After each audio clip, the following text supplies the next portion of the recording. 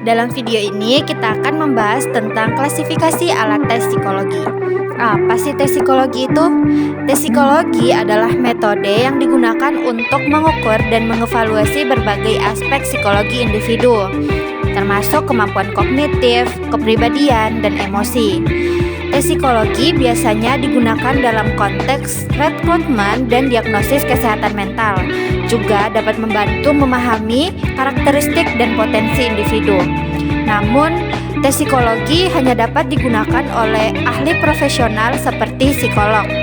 Dalam video ini kita akan membahas 4 alat tes psikologi, yaitu tes proyektif, tes non-proyektif, tes bakat minat, dan tes intelijensi.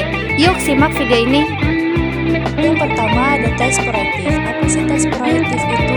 Tes proyektif ini biasanya digunakan untuk melihat alam bawah sadar seseorang, yaitu melalui peserta diminta untuk menafsirkan suatu gambar atau situasi yang tidak jelas. Contohnya pada tes Rorschach, di mana peserta melihat gambar bercak tinta dan menafsirkan gambar tersebut. Dengan cara mereka melihat gambar tadi, itu bisa menunjukkan bagian-bagian tersembunyi dari kepribadian mereka. Yang kedua, tes non-proyektif. Tes ini lebih terstruktur dibandingkan dengan tes proyektif.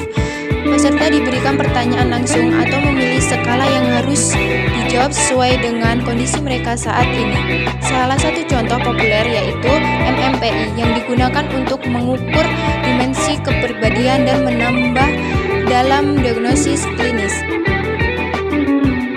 Yang ketiga, ada tes bakat dan minat.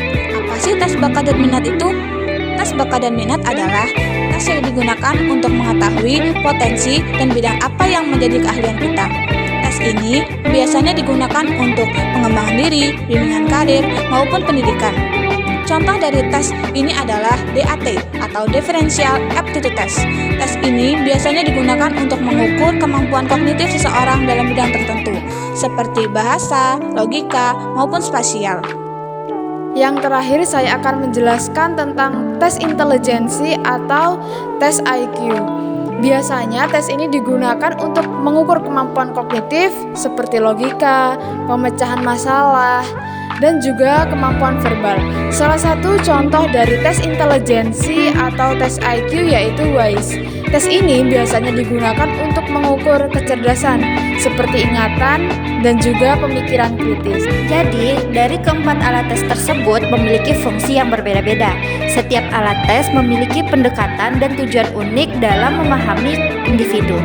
Terima kasih sudah menonton video ini, semoga video ini bermanfaat.